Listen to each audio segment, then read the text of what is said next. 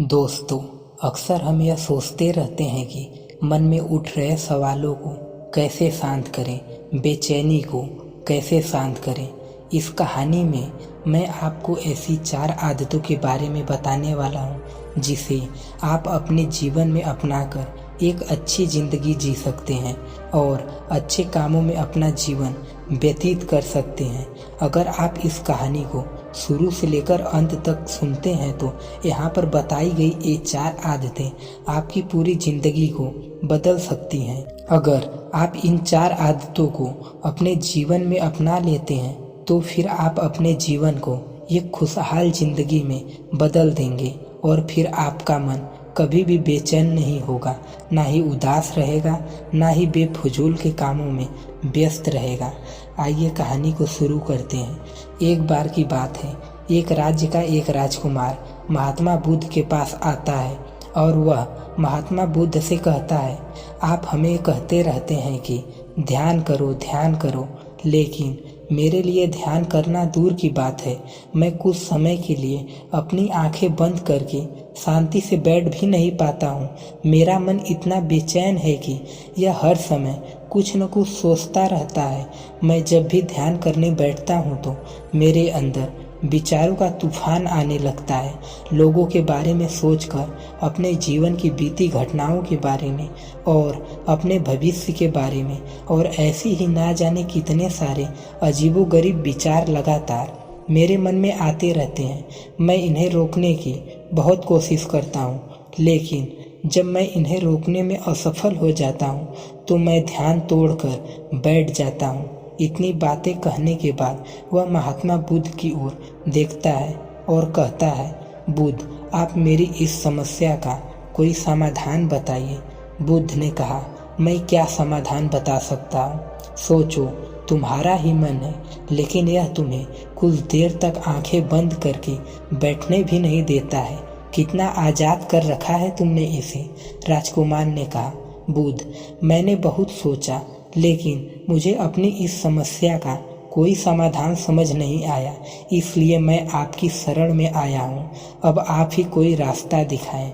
बुद्ध ने कुछ देर तक राजकुमार के चेहरे की तरफ बड़े ध्यान से देखा और फिर कहा, ठीक है, तुम ये 4 आदतें छोड़ दो और फिर तुम्हारा मन लगने लगेगा। राजकुमार पूरे ध्यान लगाकर बुद्ध की बातें सुनने लगा। बुद्ध ने कहा, पहली आदत, दूसरे के मन को पढ़ना छोड़ दो। तुम और तुम्हारे जैसे ज़्यादातर लोग यही गलती कर रहे हैं कि वो दूसरों की मन की बातों को पढ़ने का प्रयास कर रहे हैं कि अच्छा, सामने वाला मेरे बारे में ऐसा सोच रहा है, और यही एक आदत तुम्हें सबसे ज़्यादा बेचैन और परेशान कर रही है। ज़्यादातर उत्सवों पर लोग दूसरों के मन की बातों को गलत और नकारात्मक तरीके से ही पढ़ते हैं। जैसे कि लोग अक्सर सोचते हैं कि दूसरे लोग उनकी तरक्की से जलते हैं, उसे नीचा दिखाना चाहते हैं, उसे पसंद नहीं करते, उसकी मदद नहीं करना चाहते, और ऐसी ही ना जाने कितनी सारी नकारात्मक बातें ये लोग दूसरे के प्रति अपने अंदर बैठा लेते हैं। फिर उनके बारे में ही सोचते रहते हैं, उनसे बदला लेने के तरीके सोचते रहते हैं, उन्हें नीचा दिखाने के मौके ढूंढते रहते हैं, और दूसरों के प्रति यही नकारात्मक सोच इन्हें दुखी करती है और फिर ये लोग बेचैनी महसूस करते हैं। इसलिए दूसरे लोग क्या सोच रहे हैं इसका अनुमान लगाना तुम बंद करो। दूसरे लोगों के विचारों को पढ़ने की कोशिश करना बंद करो। अगर पढ़ना ही है तो खुद के विचारों को पढ़ना शुरू करो कि तुम्हारे अंदर क्या चल रहा है। कहीं तुम नकारात्मक सोच, शिकायत या बुराई करने जैसी आदतों के शिकार तो नहीं हो रहे हो। बुद्ध ने कहा, दूसरी आदत, ये सोचना कि असफल हो गए तो लोग हंसेंगे। हंसने दो।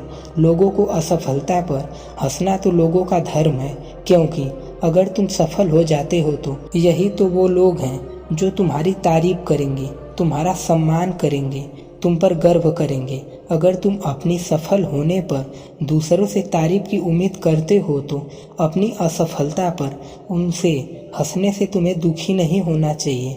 और समस्या यही है कि हम इंसान असफलता को बुरा मानते हैं, जबकि असफल होना सफल होने से भी ज़्यादा ज़रूरी है। क्योंकि बिना असफल हुए सफल इंसान के अंदर घमंड और दूसरों को खुद से छोटा समझने की भावना पैदा होती है, जबकि असफलता हमें विनम्र रहना, धैर्य रखना और लगातार प्रयास करना सिखाती है। इसलिए असफलता को बुरा मत समझो, और अगर तुम्हारे काम में असफल होने की संभावना नहीं है तो उसका अर्थ है कि तुमने अपना लक्ष्य अपनी क्षमताओं से छोटा बनाया है। और अगर लोग तुम पर हंस नहीं रहे हैं, तुम्हें ताने नहीं मार रहे हैं, तुम्हारी बुराई नहीं कर रहे हैं, तो तुम अंदर से मरे हुए हो। तुम अपने मानसिक सीमाओं से बाहर जाकर कुछ नया करने का प्रयास नहीं कर रहे हो, क्योंकि असफल भी वही होता है जो कुछ नया करने का प्रयास करता है। और एक बात हमेशा याद रखना, अगर तुम्हारे अंदर असफल होने का साहस नहीं है तो तुम कभी भी बड़ा लक्ष्य हासिल नहीं कर सकते जो तुम करना चाहते हो। इसलिए असफल होने और लोगों के हंसने से डरना बंद कर दो। बुद्ध ने आगे कहा, तीसरी आदत, समय को काटना छोड़ दो। लोगों को लगता है कि वो समय को काट रहे हैं, लेकिन असल में समय हर बार उन्हें काट रहा है।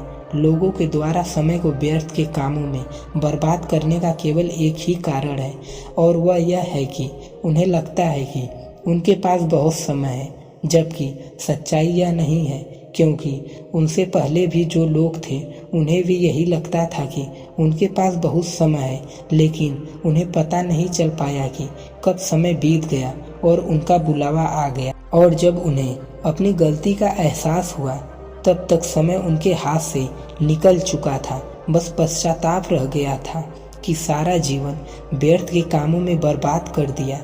और फिर वो लोग चले गए इस दुनिया से बिना खुद को जाने, बीस जीवन की सच्चाई को समझे।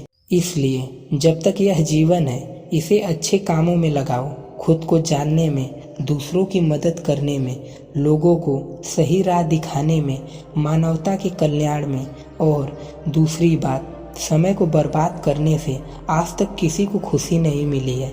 हालांकि समय को काटने से तुम्हें क्षणिक खुशी तो महसूस हो सकती है, लेकिन जब तुम्हें होश आता है और तुम देखते हो कि कितना सारा समय बर्बाद किया जा चुका है, तब तुम्हें खुद पर क्रोध आता है और तुम पश्चाताप के भाव से भर जाते हो। और फिर यही पश्चाताप का भाव तुम्हारे अंदर तनाव पैदा करता है और तुम बेचैन हो जाते हो और लगातार अपनी उस गलती के बारे में सोचते रहते हो। फिर तुम्हारा किसी भी काम में मन नहीं लगता और तुम उदास रहने लगते हो, और यह चक्र लगातार चलता रहता है जिसकी शुरुआत हुई थी समय को काटने से। इसलिए समय को काटना बंद करो और वो करना शुरू करो जो जरूरी है। बुद्ध ने कहा, चौथी आदत, यह सोचना छोड़ दो कि मुझसे बड़े बड़े लोग नहीं कर पाए तो मैं कैसे कर पाऊंगा। असल में दूसरों से खुद की किसी भी चीज़ में तुलना करना व्यर्थ है। सबकी परिस्थितियां अलग हैं, सबकी सोच अलग है। और क्या हुआ अगर दूसरे नहीं कर पाए तो हो सकता है कि तुम कर जाओ, क्योंकि अक्सर वही लोग इतिहास रचते हैं जिनसे ज़्यादा उम्मीद नहीं होती। और फिर हो सकता है कि जिसे तुम बड़ा समझ रहे थे, जिसके लिए तुम सोच रहे थे कि उसने बहुत मेहनत की है, बहुत प्रयास किया है, उसने कभी उतना प्रयास किया ही ना हो, केवल मेहनत करने का दिखावा किया हो। क्योंकि ज़्यादातर लोग कभी उतनी मेहनत करते ही नहीं हैं जितनी उन्हें अपने लक्ष्य प्राप्ति के लिए करनी चाहिए, और दूसरे लोगों के सामने यह दिखाने का प्रयास करते रहते हैं कि मैंने तो बहुत मेहनत की थी, लेकिन मेरी किस्मत ही खराब थी। और यही वो लोग हैं जो दूसरों को बातों ही बातों में कहते रहते हैं कि जब इतनी मेहनत करने के बाद मैं सफल नहीं हो पाया तो तुम कैसे हो पाओगे। लेकिन अंदर ही अंदर ये इस बात को जानते हैं कि उन्होंने कभी उतनी कोशिश की ही नहीं जितनी उन्हें करनी चाहिए थी।